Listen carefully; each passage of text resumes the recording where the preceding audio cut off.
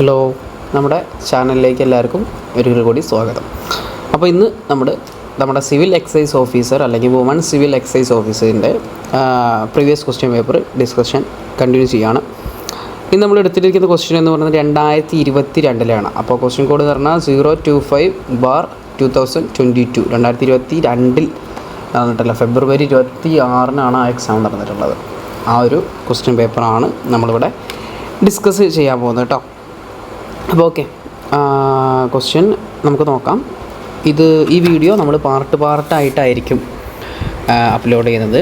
കാരണം നമുക്ക് 15 മിനിറ്റുള്ള video maximum ഇപ്പോഴത്തെ ഒരു ഇതിൽ അപ്ലോഡ് ചെയ്യാൻ പറ്റുള്ളൂ, ചാനലിൽ അപ്ലോഡ് ചെയ്യാൻ പറ്റുള്ളൂ എന്നുള്ളതുകൊണ്ടാണ് പാർട്ടായിട്ട് ചെയ്യുന്നത്. ഓക്കെ, അപ്പോൾ ബാക്കി ഇതിൻ്റെ കണ്ടിന്യൂഷൻ വീഡിയോയും കംപ്ലീറ്റ് നമ്മുടെ ചാനലിൽ ഉണ്ടാവും. അപ്പോൾ ഒന്ന് ചെക്ക് ചെയ്താൽ കേട്ടോ, പ്ലേലിസ്റ്റ് ആയിട്ട് നമ്മൾ ആഡ് ചെയ്യുന്നുണ്ട്. ഓക്കെ, അപ്പോൾ ക്ലിയർ ആണ് എന്ന് വിചാരിക്കുന്നു. നമ്മുടെ ഫസ്റ്റ് ക്വസ്റ്റ്യൻ എന്താണെന്ന് നോക്കാം. ഓക്കെ, നിങ്ങൾ ഈ ക്വസ്റ്റ്യൻ കണ്ടിട്ടുണ്ടാവും അല്ലേ? താഴെ പറയുന്ന പ്രസ്താവനകളിൽ ഇന്ത്യയുടെ വിദേശ നയത്തിൻ്റെ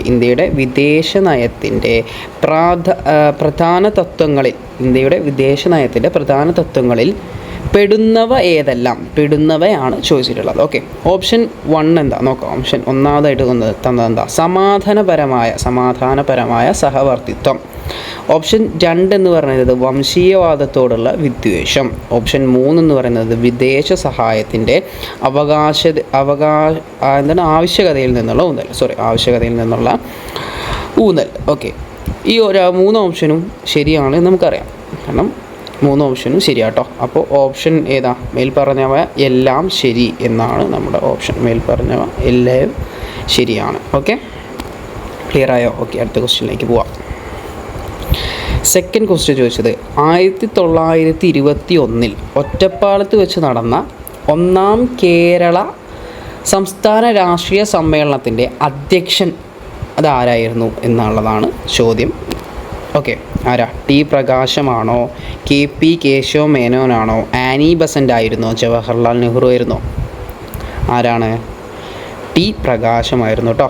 1921 ഒറ്റപ്പാലത്ത് വെച്ച് നടന്ന കേരള സംസ്ഥാന രാഷ്ട്രീയ സമ്മേളനത്തിൻ്റെ അധ്യക്ഷൻ ടി പ്രകാശം ആയിരുന്നു. ഓക്കെ, അടുത്ത ക്വസ്റ്റ്യൻ നോക്കാം. താഴെ നൽകിയിരിക്കുന്നവയിൽ എന്താണ് നിവർത്തന പ്രസ്ഥാനവുമായി ബന്ധപ്പെട്ടവർ ആരൊക്കെ? ബന്ധപ്പെട്ടത് ആരൊക്കെ? ഓപ്ഷൻ തന്നിട്ടുണ്ട്. NV ജോസഫ് ഉണ്ട്, C കേശവനുണ്ട്, TK മാധവനുണ്ട്, TM വർഗീസ് ഉണ്ട്. ഓക്കെ, ഇതിൽ ആരൊക്കെ ഉണ്ടായിരുന്നു നമുക്കറിയാം, ഞാൻ പറഞ്ഞുതരാം. ഓക്കെ, ഓപ്ഷൻ 1 അതായത് TV ജോസഫ്, അദ്ദേഹം അതിൻ്റെ പ്രസ്ഥാനവുമായി ബന്ധപ്പെട്ട ഒരാളാണ്. C കേശവനും അതുമായി ബന്ധപ്പെട്ട ഒരാളാണ്. അതുപോലെ തന്നെ TK മാധവൻ എന്ന് പറയുന്നത് ഇതുമായി ബന്ധപ്പെട്ട ആളല്ല. TM വർഗീസ് ഇതുമായി ബന്ധപ്പെട്ട ആളാണ്. ഓക്കെ, ക്ലിയർ ആണോ? അപ്പോൾ ഇത് വരുന്ന ഓപ്ഷൻ ഏതാ? 1, 2, 4 നോക്കാം. 1, 2 ഇവിടെ ഉണ്ട്, 1, 2 ഇവിടെ ഉണ്ട്, നമുക്ക് 4 വേണം. 1, 2, 4 ഈ ഓപ്ഷൻ. അപ്പോൾ ഓപ്ഷൻ B ആണ് കേട്ടോ കറക്റ്റ് ആൻസർ. ഓപ്ഷൻ B ആണ്. മറ്റൊരു ഓപ്ഷനൊക്കെ നോക്കിക്കഴിഞ്ഞാൽ 1, 2, 3 ഒക്കെയാണ് ഉള്ളത്. ഓക്കെ, ഓപ്ഷൻ B ആണ് കറക്റ്റ് ആൻസർ. 1, 2, 4 ആണ് കേട്ടോ.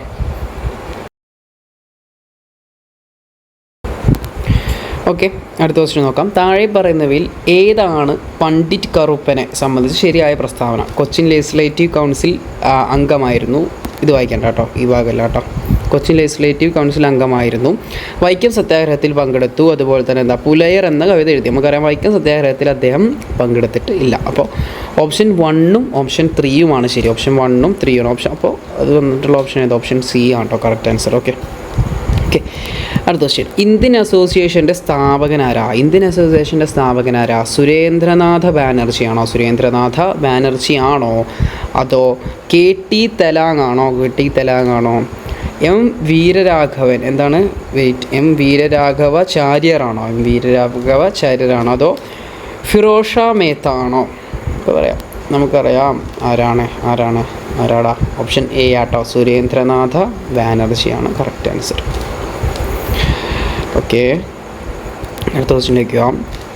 ഷാങ്ഹായ് സഹകരണ സംഘടനയിൽ ഉൾപ്പെടാത്ത രാജ്യം ഷാങ്ഹായ് സഹകരണ സംഘടനയിൽ ഉൾപ്പെടാത്ത രാജ്യമേതാ? ഇന്ത്യ അതിൻ്റെ ഭാഗമാണ് കേട്ടോ. ഇന്ത്യ അതിൽ ഉൾപ്പെടുന്നതാണ്. ഉൾപ്പെടുന്ന രാജ്യം ഏതാണെന്ന് ചോദിച്ചാലും എഴുതാം. പാകിസ്ഥാൻ അതിൽ വരുന്നതാണ്, ചൈന അതിൽ വരുന്നതാണ്. അപ്പോൾ ആരല്ലാത്തത്? ഓപ്ഷൻ ബി ശ്രീലങ്കയാണ് കറക്റ്റ് ആൻസർ. ഓപ്ഷൻ ബി ശ്രീലങ്കയാണ് കറക്റ്റ് ആൻസർ എന്ന് പറയുന്നത്. ഓക്കെ, അടുത്ത ക്വസ്റ്റ്യൻ നോക്കാം. ആൻഡമാൻ ദ്വീപസമൂഹത്തെയും നിക്കോബാർ ദ്വീപസമൂഹത്തെയും തമ്മിൽ വേർതിരിക്കുന്ന സമുദ്രഭാഗം ഏതാ? ഏത് സമുദ്രഭാഗമാണ് ആൻഡമാൻ ദ്വീപസമൂഹത്തെയും നിക്കോബാർ ദ്വീപസമൂഹത്തെയും വേർതിരിക്കുന്നത്? പാക് കടലിടുക്കാണോ, 10 ഡിഗ്രി ചാനലാണോ, ഇംഗ്ലീഷ് ചാനലാണോ, അതോ 11th ഡിഗ്രി ചാനലാണോ? ഓപ്ഷൻ ബി ആട്ടോ, 10 ഡിഗ്രി ചാനലാണ് കറക്റ്റ് ആൻസർ. ഓക്കെ, അടുത്ത ക്വസ്റ്റ്യൻ. ഇന്ത്യയുടെ രണ്ടാമത്തെ ഉയരം കൂടിയ കൊടുമുടി ഗോഡ്വിൻ ആസ്റ്റിൻ സ്ഥിതി ചെയ്യുന്ന പർവ്വതനിര. ഗോഡ്വിൻ ആസ്റ്റിൻ ഏത് പർവ്വതനിരയിലാണ് സ്ഥിതി ചെയ്യുന്നത്? ഹിമാലയത്തിലാണോ? അല്ല. പശ്ചിമഘട്ടത്തിലാണോ? അല്ല. ഹിന്ദുകുഷിലാണോ? അല്ല. കാരക്കോറത്തിലാട്ടോ. ഇവിടെ കാരക്കോറത്തിലാണ് ഗോഡ്വിൻ ആസ്റ്റിൻ എന്ന കൊടുമുടി, രണ്ടാമത്തെ ഏറ്റവും ഉയരം കൂടിയ കൊടുമുടിയായ ഗോഡ്വിൻ ആസ്റ്റിൻ സ്ഥിതി ചെയ്യുന്നത് കാരക്കോറത്തിലാണ് കേട്ടോ. ഓക്കെ, അടുത്ത ക്വസ്റ്റ്യൻ. 2011 സെൻസസ് പ്രകാരം ജനസാന്ദ്രതയിൽ ഒന്നാമത് നിൽക്കുന്ന സംസ്ഥാനം ഏതാ? സംസ്ഥാനമാട്ടോ ചോദിച്ചത്. 2021 സെൻസസ് പ്രകാരം ജനസാന്ദ്രതയിൽ ഒന്നാമത് നിൽക്കുന്ന സംസ്ഥാനം ഏതാ? കേരളമുണ്ട്, ബീഹാറുണ്ട്, ഉത്തർപ്രദേശ്, പശ്ചിമ ബംഗാളുണ്ട്. താഴെ തന്നതിൽ ഏതാണ്? ബീഹാർ ആട്ടോ കറക്റ്റ് ആൻസർ. ബീഹാറാണ്. ഓക്കെ, അടുത്തത്. ഭൂമിയിലെ അന്തർഭാഗത്തെ പാളികളിൽ ഏതാണ് നിഫെ എന്നറിയപ്പെടുന്നത്? ഏത് ഭാഗം? ഓപ്ഷൻ ഒന്ന് നോക്കിയാൽ പറഞ്ഞാൽ നിഫെ എന്നറിയപ്പെടുന്നത് ഏതാ? ആന്തര അകക്കാമ്പിനെയാട്ടോ അറിയപ്പെടുന്നത്. ആന്തര അകക്കാമ്പിനെയാണ് നിഫെ എന്ന് അറിയപ്പെടുന്നത്. ഓക്കെ, അടുത്തത്. ആഗ്നേയശിലയ്ക്ക് ഉദാഹരണം ഏതാണെന്ന് ചോദിച്ചത്? ആഗ്നേയശിലയ്ക്ക് ഉദാഹരണം ഏതാണെന്ന് ചോദിച്ചത്? മാർബിൾ ഉദാഹരണമാണോ, ഷെയിൽ ഉദാഹരണമാണോ, ബസാൾട്ട് അതുപോലെ തന്നെ ലിഗ്നൈറ്റ് ഉദാഹരണമാണോ? മാർബിളാണ് കേട്ടോ. മാർബിളാണ് ആഗ്നേയശിലയ്ക്ക് ഉദാഹരണമായിട്ട് പറയാൻ പറ്റുന്നത്. താഴെ തന്ന ഓപ്ഷനിൽ നിന്ന്. ഓക്കെ, അടുത്തത്. ഇന്ത്യയുടെ അക്ഷാംശീയ വ്യാപ്തി നമുക്കറിയാം. ഇന്ത്യയുടെ അക്ഷാംശീയ വ്യാപ്തി ഓപ്ഷൻ ഡി ആട്ടോ. അടുത്ത ക്വസ്റ്റ്യൻ എന്താ? 13. താഴെ പറയുന്ന വിവിധ ധനകാര്യ സ്ഥാപനങ്ങളും അവരുടെ ആസ്ഥാനങ്ങളും എന്നിവയുടെ പട്ടികയിൽ നിന്ന് യോജിക്കാത്തത് കണ്ടെത്തുക. ലോകബാങ്ക് എവിടെ? അത് വാഷിങ്ടണിലാണ്. ഏഷ്യൻ വികസന ബാങ്ക്, ഏഷ്യൻ ഡെവലപ്മെൻറ്റ് ബാങ്ക് ഏതാ? ബെയ്ജിംഗ് എന്നാണ് കൊടുത്തിട്ടുള്ളത്. ഭാരതീയ റിസർവ് ബാങ്ക് അത് മുംബൈയിൽ തന്നെയാണ്. അന്താരാഷ്ട്ര നാണ്യനിധി അത് വാഷിങ്ടൺ DC-യിലാണ്. ഓക്കെ, ഇവിടെ ഓപ്ഷൻ ബി ആണ് തെറ്റായിട്ട് പറയുന്നത് കേട്ടോ. യോജിക്കരുത്. ഏഷ്യൻ വികസന ബാങ്ക് ബെയിങ് അല്ല, ബെയ്ലിംഗ് എന്നാണ് കൊടുത്തത്. ബെയ്ജിംഗ് ആണ് കേട്ടോ. ബെയ്ജിംഗ് ആണ് ഇവിടെ എഴുതിയത്, തെറ്റിപ്പോയത് കേട്ടോ. ബെയ്ലിംഗ് അല്ല, ബെയ്ജിംഗ് എന്നാണ്. Okay, Asian development bank actually ഫിലിപ്പീൻസിലാണ്. ഓക്കെ, ഫിലിപ്പീൻസിലാട്ടോ. അപ്പോൾ ഓപ്ഷൻ ബി ആണ് തെറ്റായിട്ട് വരുന്നത്. Okay, option B. അടുത്ത ക്വസ്റ്റ്യൻ നോക്കാം. ഇന്ത്യയുടെ ദേശീയ വരുമാന കണക്കുമായി ബന്ധപ്പെട്ട് ശരിയായ പ്രസ്താവന ഏതാണ് എന്നാണ് ചോദിച്ചത്. ഫസ്റ്റ് പ്രസ്താവന ഒന്നാമത്തെ എന്താ? ഇന്ത്യയുടെ ദേശീയ വരുമാനം കണക്കാക്കുന്നത് 1949 നാഷണൽ ഇൻകം കമ്മ്യൂണിറ്റി രൂപിച്ചു. ഇന്ത്യയുടെ ദേശീയ വരുമാനം കണക്കാക്കുന്നതിനായിട്ട് ഇന്ത്യയിൽ ആദ്യമായി ദേശീയ വരുമാനം കണക്കാക്കുന്നതിനുള്ള ശ്രമം നടത്തിയത് ദാദാഭായ് നവറോജിയാണ്. ദേശീയ വരുമാനം കണക്കാക്കുന്നതിനായി ഉൽപ്പന്ന രീതിയും വരുമാന രീതിയും ഉപയോഗിക്കുന്നു. ഇതിലേതാ ശരി? ഒന്നാമത് പറഞ്ഞത് ശരിയാട്ടോ. ശരിയാണ്. രണ്ടാമത് പറഞ്ഞത് ശരിയാണ്. 3 ശരിയാണോ? 3ഉം ശരിയാണ്. അതായത് എല്ലാ ഓപ്ഷനും താഴെ തന്നിരിക്കുന്ന എല്ലാ ഓപ്ഷനും ശരി. അപ്പോൾ 1ഉം 2ഉം ഇവിടെ കൊടുത്തിട്ടുണ്ട്. ഓപ്ഷൻ ബി 1ഉം 3ഉം കൊടുത്തിട്ടുണ്ട്, 2ഉം 3ഉം കൊടുത്തിട്ടുണ്ട്. എല്ലാം ശരിയാണ് എന്നുള്ളതാണ് കറക്റ്റായിട്ട് ആൻസർ. ഓക്കെ, അടുത്ത ക്വസ്റ്റ്യനിലേക്ക് പോകാം. ലോക വ്യാപാര സംഘടനയുമായി ബന്ധപ്പെട്ട് താഴെ പറയുന്ന പ്രസ്താവനകൾ പരിശോധിച്ച് ശരിയായവ കണ്ടെത്തുക. അതാണ് ക്വസ്റ്റ്യൻ.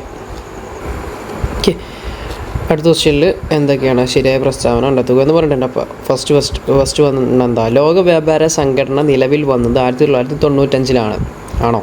അതെ. കറക്റ്റ് ആട്ടോ, ആണ്. അന്താരാഷ്ട്ര വ്യാപാര രംഗത്ത് എല്ലാ രാജ്യങ്ങൾക്കും തുല്യ അവസരം നൽകുക എന്നത് ലോക വ്യാപാര സംഘടനയുടെ പ്രധാന ലക്ഷ്യമാണ്. ഓപ്ഷൻ 2 അതും കറക്റ്റാണ്. ഇനി ഓപ്ഷൻ 3 എന്ന് പറയുന്നത് ലോക വ്യാപാര സംഘടന ഗാട്ടിൻ്റെ GATT പിന്തുടർച്ചക്കാരായി അറിയപ്പെടുന്നു. ഗാട്ടിൻ്റെ പിന്തുടർച്ചക്കാരാണോ? അതെ, പിന്തുടർച്ചക്കാരായിട്ട് തന്നെയാണ് അറിയപ്പെടുന്നത്. അടുത്ത ഓപ്ഷൻ നോക്കാം. ഓപ്ഷൻ 4 എന്താ? ലോക വ്യാപാര സംഘടനയുടെ ആസ്ഥാനം ന്യൂയോർക്കിലാണ്. അത് തെറ്റാട്ടോ. അപ്പം എല്ലാം ശരിയല്ല.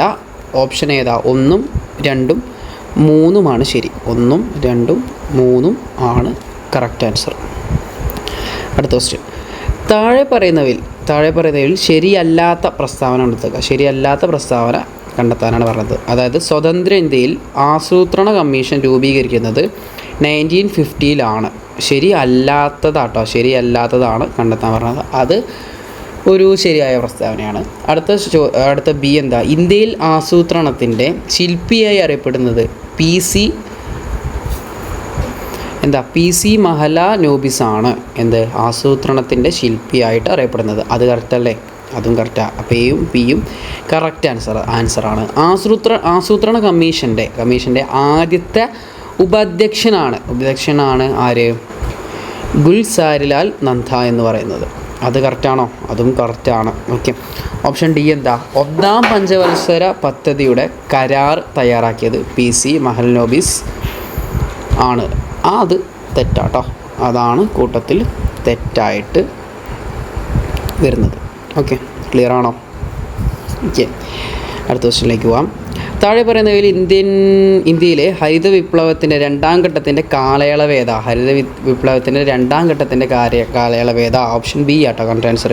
അതായത് 1970-കളുടെ മധ്യം മുതൽ 1980-കളുടെ മധ്യം വരെയാണ് അതിൻ്റെ കറക്റ്റ് ആൻസർ എന്ന് പറയുന്നത്. ഓക്കെ. ഭാരതീയ റിസർവ് ബാങ്കിൻ്റെ നൂതന സംരംഭമായ ഡിജിറ്റൽ പേയ്മെൻറ്റ് സൂചകവുമായി ബന്ധപ്പെട്ട് ശരിയായ പ്രസ്താവന കണ്ടെത്തുക. ശരിയായ പ്രസ്താവനയായിട്ടോ കണ്ടെത്തേണ്ടത്. ഓക്കെ, എന്താ പറഞ്ഞത്? ഫസ്റ്റ് ഓപ്ഷൻ നോക്കാം. 2021 ജനുവരി 1 റിസർവ് ബാങ്ക് എന്ത് ചെയ്തു? ഈ ഒരു പദ്ധതിക്ക് തുടക്കമിട്ടു. റിസർവ് ബാങ്ക് തുടക്കമിട്ട പദ്ധതിയാണ് എന്ന് പറഞ്ഞത് ശരിയാണോ? അതെ, തീർച്ചയായും ശരിയാണ്. രണ്ടാമത്തെ ഓപ്ഷൻ എന്താ? ഈ സൂചികയുടെ അടിസ്ഥാന കാലയളവ് 2020 മാർച്ചാണ്. അത് കറക്റ്റാണോ? അതൊരു സംശയമുണ്ട് അല്ലേ? പണരഹിത ഇടപാടുകളുടെ വളർച്ച അളക്കുന്നതിനുള്ള സൂചികയാണ് ഡിജിറ്റൽ പേയ്മെൻറ്റ് സൂചിക. അത് ശരിയാണ്. അതായത് ഒന്നും ഏതാ? ഓപ്ഷൻ 3 ആട്ടോ ശരി. ഓപ്ഷൻ സി, അതായത് 1, 3 ആണ് കറക്റ്റായിട്ടുള്ള ആൻസർ വരുന്നത്. ഓക്കെ, ക്ലിയർ ആണോ? 1, 3 ആണ് കറക്റ്റായിട്ടുള്ള ആൻസർ വരുന്നത്. അടുത്ത ക്വസ്റ്റ്യനിലേക്ക് പോകാം. നിലവിൽ ഭരിക്കുന്ന രാഷ്ട്രീയ പാർട്ടി അടുത്ത തെരഞ്ഞെടുപ്പിൽ തങ്ങൾക്ക് ഗുണപ്രദമാകുന്ന തരത്തിൽ നിയോജക മണ്ഡലങ്ങൾ പുനർനിർണയം ചെയ്യുന്നതിനെ പറയപ്പെടുന്ന പേര്. നിലവിൽ ഭരിക്കുന്ന പാർട്ടി തങ്ങൾക്ക് ഗുണപ്രദമായ രീതിയിൽ തരത്തിൽ നിയോജക മണ്ഡലങ്ങൾ പുനർനിർണയം ചെയ്യുന്നതിനെ പറയപ്പെടുന്ന എന്താടാ? ഓപ്ഷൻ ബി ആട്ടോ. ഓപ്ഷൻ ബി ആണ് ആൻസർ. ജെറിമാൻഡറിങ് ആണ് ആൻസർ ആയിട്ട് വരുന്നത്. ഓക്കെ, അടുത്ത ക്വസ്റ്റ്യനിലേക്ക് പോവാം. ഇന്ത്യൻ ഭരണഘടനയിൽ പട്ടികവർഗങ്ങളെക്കുറിച്ച് പ്രതിപാദിക്കുന്ന അനുച്ഛേദം ഏതാണ്? ഏതാ? ഓപ്ഷൻ ഡി ആട്ടോ. 330 മുതൽ 342 വരെ. ഓപ്ഷൻ ഡി ആണ് കേട്ടോ ആൻസർ. ഓക്കെ, അപ്പോൾ നമ്മുടെ ഈ ഒരു വീഡിയോൻ്റെ കണ്ടിന്യൂഷൻ അടുത്ത പാർട്ടായിട്ട് ഉണ്ടാവുക. അപ്പോൾ വീഡിയോ ഇഷ്ടപ്പെട്ടാൽ ലൈക്ക് ചെയ്യുക, സബ്സ്ക്രൈബ് ചെയ്യുക. അടുത്ത വീഡിയോ വെയിറ്റ് ചെയ്യുക. നമ്മുടെ ചാനലിൽ ഉണ്ടായിരിക്കും കേട്ടോ. Thank you.